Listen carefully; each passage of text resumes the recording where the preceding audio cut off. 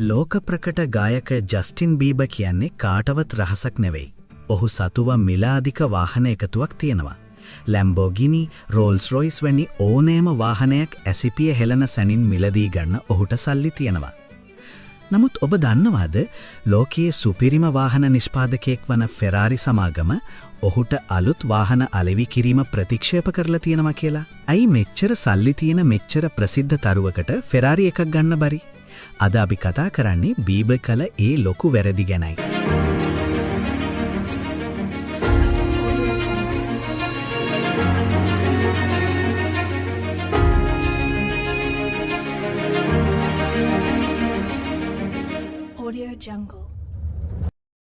මුලින්ම අපි තේරුම් ගන්න ඕනි ෆෙරාරි කියන්නේ සාමාන්‍ය වාහන සමාගමක් නෙවෙයි කියලා.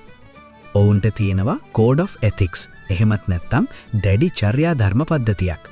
ඔබ කොතරම් ධනවතෙක් වුණත් ඔවුන්ගේ නීති කැඩුවොත් ඔබව ඔවුන්ගේ බ්ලැක් ලිස්ට් එකට ඇතුළත් කරනවා. බීබර් මුලින්ම මිලදී ගත්තේ සුදු පාට ෆෙරාරි 458 ඉතාලියා රථයක්. නමුත් ඔහු එය Tamanට ඕන විදියට ලිබර්ටි වෝක් බොඩි කිට් එකක් දාලා නියෝන් නිල් පාටින් සම්පූර්ණයෙන්ම වෙනස් කළා. ෆෙරාරි සමාගම කියන්නේ ඔවුන්ගේ වාහනයක පෙනුම වෙනස් කරනවා නම් ඒකට ඔවුන්ගෙන් අවසර ගන්න ඕනි කියලා. අවසර නැතුව කරන මේවැනි වෙනස්කම් ඔවුන් දකින්නේ Tamanගේ නිර්මාණයට කරන අපහාසයක් විදිහටයි. මෙතනින් නතර වුණේ නැහැ. බීබර් වාහනේ තිබුණු නිල ෆෙරාරි ලාංඡනය පවා වෙනස් කරලා තිබුණා. ෆෙරාරි ලාංඡනය කියන්නේ ඔවුන්ගේ උරුමය.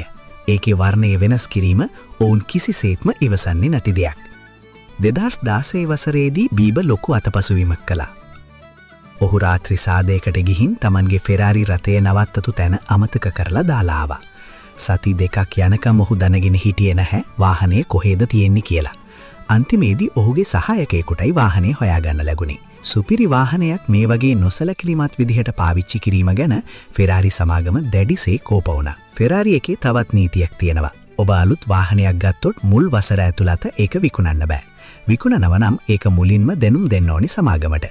නමුත් බීබර් 2017 වසරේදී ඔහුගේ වාහනය ප්‍රසිද්ධ වෙන්දේසියක විකුණා දැමුවා. මේ සියලුම කරුණු එකතු වෙලා තමයි බීබර්ව ෆෙරාරි සමාගමෙන් තහනම් කළේ. ඉතින් දැන් ජස්ටින් බීබර්ට කවදාවත් ෆෙරාරි එකක් පදවන්න බැරිද? නැහැ. ඔහුට පාවිච්චි කළ වාහනයක් වෙනත් කෙනෙකුගෙන් ගන්න පුළුවන්. නමුත් ෆෙරාරි සමාගම කෙලින්ම ඔහුට අලුත් වාහන විකුණන්නේ නැහැ. බීබර් විතරක් නෙවෙයි ටයිගා, නිකොලස් කේජ් වැනි තවත් තරු කිහිපයක්ම මේ ලයිස්තුවේ ඉන්නවා. මේ වගේ ප්‍රසිද්ධ තරුවලටත් නීති දාන එක ගැන ඔබ මොකද හිතන්නේ? පහලින් කමෙන්ට් එකක් දාන්න. වීඩියෝ එකට ලයික් කරලා channel එක subscribe කරන්න අමතක කරන්න එපා. තවත් මේ වනිම වීඩියෝවකින් හමු වෙමු.